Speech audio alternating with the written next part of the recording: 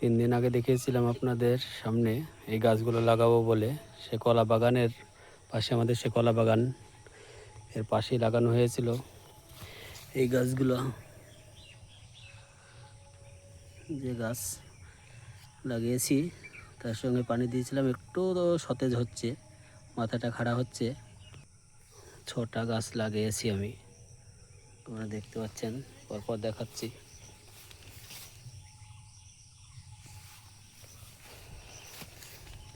যে একটু খেয়াল করুন, দেখতে পাবেন। পরপর জঙ্গলের ভিতরে লাগিয়েছি তো, নাহলে সব ছাগলে গরুতে খেয়ে নেবে। তার জন্য আমাদের এই পুষ্করণীর ধারেই লাগিয়েছি। আমাদের পুষ্করণী কলা বাগান, এই যে কলা বাগানের পাশেই লাগিয়ে দিয়েছি। গাছগুলো বড় হলে আবার দেখাবো আপনাদের।